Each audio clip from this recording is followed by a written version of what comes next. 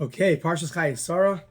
I have two nice ideas this week. One from Rabbi Dovid Gleizer, the Meir, and one from my Rebbe, Rabbi Meir. Eliezer takes on the task of finding a wife for Yitzchak. How did he know? How is he going to know which woman is the right woman for Yitzchak? You're building the Jewish people. These are going to be our mothers, the mother of the Jewish people. How did Eliezer know who is the right one? So says Rav Yerucham, we know that from the Chumash, it was small acts of kindness. How did that show you that she was the right woman for Yitzchak?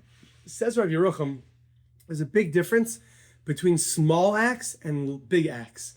If someone asks you to do a big act of kindness, maybe you'll feel forced because he asked you to do it. And therefore, when you go to do that ask, when you go to do the task, it's not going to show necessarily that you are a tremendous balas chesed. You're a tremendously kind person. When you do a small acts of kindness, especially ones that they were never asked her to do, she on her own went above and beyond, says Rav Yerucham that shows who the person really is. It's the small acts that reflect one's nature. The acts where you don't feel forced to do anything, no big tasks are being asked of you. You on your own doing small tasks shows who you really are. Those were the signs that Eliezer saw that showed him that Rivka was somebody who's a tremendous balas chesed. She's a tremendous kind person, and she would be fitting to be the wife for Yitzchak. We actually find this at least in two other places. We find by Moshe Rabbeinu, the Medrash says, that after his lost sheep, his sheep ran away, and he went to go chase the sheep. After that, Hashem appeared to him. That small act, seemingly insignificant act, to go after a sheep, to go chase after a sheep, that showed that he's someone who not only does acts of kindness, but he himself is such a kind person, and he was to be chosen to be the leader of the Jewish people. Another place we find this is Shifra and Pua, who we know, Rashi tells us, that were Yocheved and Miriam. So why are they called Shifra and Pua? So Rashi tells us, because they did the small little baby sounds to cheer the babies up. So shouldn't they be called Yocheved and Miriam? Or maybe they should be called Hatzalah, the people that saved the Jewish souls? So it says, Rav Pinkus writes that no, it's the small acts. The mother of the Jewish people, it's the small acts that cheer up the child. It's those small acts of kindness that actually reflect on the nature of an individual.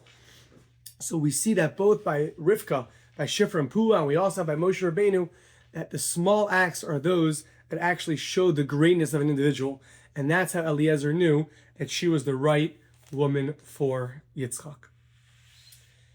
After Eliezer goes and tells over the story to Lavan and Besuel, to Rivka's father and brother, they say, Hashem yatsa davar. They come and they say, this must be from God.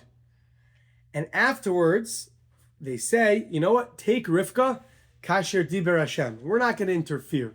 Take Rivka as God has spoken. So Rav Meir brings from the Nitziv, as God has spoken.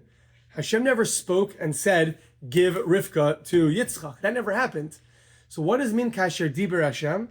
Says the Nitziv that when you have such hashgacha pratis, such divine providence happen to a person, that's akin, that's similar to, that is a form of God speaking to us.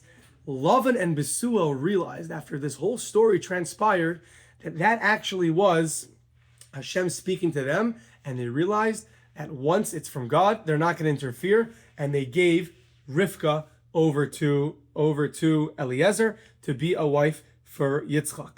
Now it's interesting. Rav Meir explains that we know everything is from Hashem. Hashem yatsa davar, everything is from Hashem. Why specifically here the Torah specifies by the marriage of Rivka and Yitzchak, does the Torah specify Hashem yatsa davar? So he quotes in the Chazon Ish. The Chazon Ish writes that after we lost the temple, we don't have Hashem as open as we did. It's not as revealed to us as we once had when the temple was around. However, there's one area, writes the Chazon Ish, that we still see tremendous open revelation of Hashem's interference, of Hashem's divine providence, of Hashem's hashgacha pratis in the world. Where is that? That's by shidduchim. That's by two people coming together, husband and a wife. There we see story after story, how they met each other. Nothing really makes sense.